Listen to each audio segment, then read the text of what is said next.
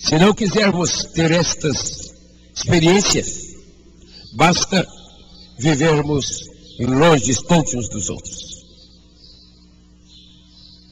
E como no contexto de vida familiar, quando ainda precisamos dormir no mesmo lugar, levantar no mesmo lugar e nos encontrar durante o dia,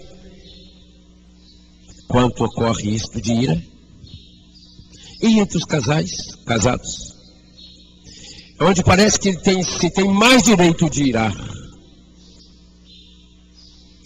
Todos os relacionamentos intensos, enquanto o nosso ego ainda prevalece, enquanto o sentido de morte do nosso eu não começar a fluir, são conflitos. E nós temos medo da vida, como corpo, como família de Deus, para então podermos viver bem uns com os outros. Porque se tivermos que conviver, surgirão situações de ira.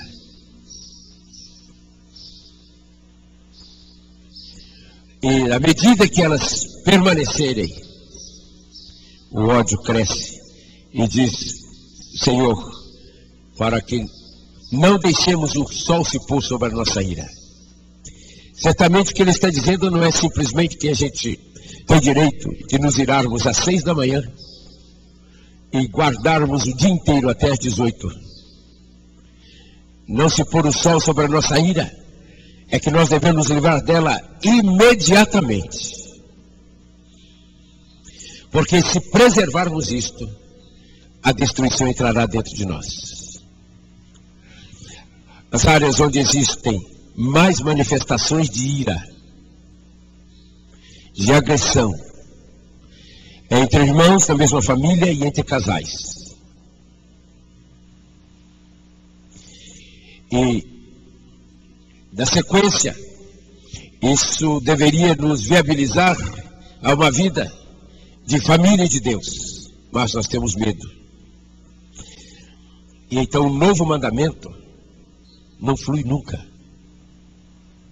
Se o novo mandamento não brotar em mim e em você, nós não temos nenhuma garantia de fato de que nós somos filhos de Deus, discípulos de Jesus. E nós estamos ouvindo isto há quantos anos? Desde que viramos crentes. Estamos ouvindo isto.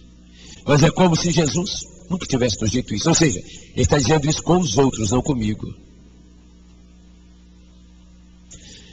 E o que produz isto é o espírito de Laodiceia. Mas ao mesmo tempo, porque esse espírito de Laodiceia é dominante, no seio da igreja, eu vou colocar uma cifra aqui, que pode ser exagerada, mas é bastante realista. No seio da igreja hoje, em termos normais, 95% dos crentes lesam seus irmãos. Então nós encontraremos sim um percentual mínimo de, em média, uns 5% de crentes que não lesam. E pode ser que as razões por que não lesam seus irmãos, o seu próximo, não seja por causa de Jesus, mas por ter recebido uma educação zelosa por isso, ou às vezes por ter medo das consequências, e não necessariamente por causa da identidade de Jesus. E como então ele suporta uma geração de igreja que tem a ver com ele, como a nossa? É porque certamente ele é quem ele diz ser. Ou é o Shaddai. Quem é o Shaddai? O Todo-Poderoso, que é capaz de resistir toda esta realidade em mim e em você, e na geração inteira, e permanecer firme e fiel, como ele diz. É incrível como ele pode amar e insistir tanto conosco, cercando-nos de tantos cuidados e provisões. Só tem uma maneira mesmo de descrever isto: louco amor. Não dá para ninguém mais ou menos normal considerar que alguém insistiria tanto em amar quem tem uma reação com ele como essa nossa, que nos tornamos mornos. Espero que o que ele está nos falando, além do que está nos abrindo nesse tempo, está nos falando através do livro aí do Francis Chan, seja mais uma provisão dele, e que em algum momento nós comecemos a ouvi-lo. Irar e não pecar. No convívio com pessoas do seu círculo direto e de confiança, e que você convive com ela sabendo que ela está mentindo. Se você tem um pouquinho de discernimento, percebe que ela está mentindo, que ela está agindo de má fé.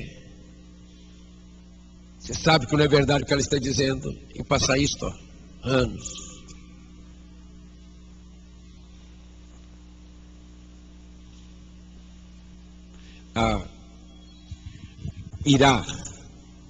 A ira nos relacionamentos que se aprofundam é uma realidade. Agora, quando pessoas que convivem de perto, sejam casais, especialmente a partir de casados,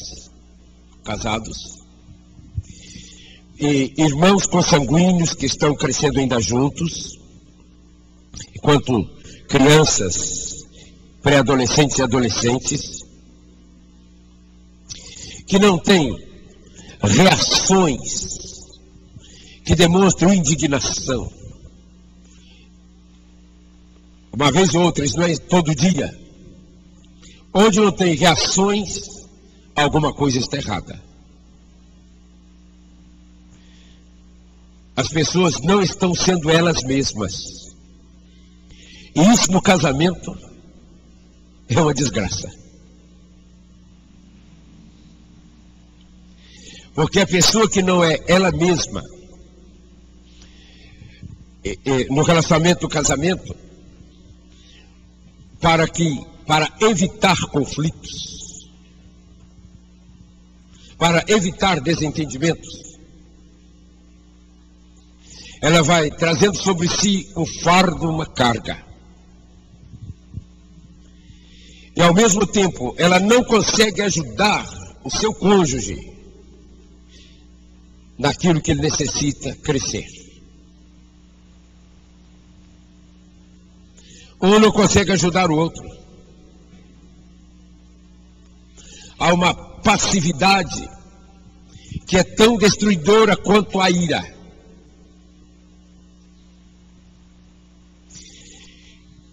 E quando a saúde de Jesus, da mente de Cristo em nós, é uma realidade, nós não temos que conviver irados com ninguém, desconfiados de ninguém, de má fé com ninguém. Mas temos que ser como Jesus, que não era ingênuo também com ninguém, e convivia com eles, e quando precisava, ele teve confrontos intensos, ele sabendo tudo que estava dentro das pessoas. Todas as vezes que leio, e isso ocorre numa sequência significativa, o capítulo 2 do Evangelho dado por ele através do apóstolo João, diz que o primeiro milagre que Jesus fez foi quando transformou a água em vinho, e então os discípulos creram nele. Imagina, os discípulos creram nele, aqueles 12. Mas como eles já poderiam estar seguindo Jesus se não crescem nele? Eles haviam deixado tudo. A vida familiar deles, trabalho, largaram tudo. para seguir alguém que não lhes havia explicado exatamente em função do que iriam viver? Foi um tipo de crer meio esquisito, né? Mas aí o primeiro sinal diz que os discípulos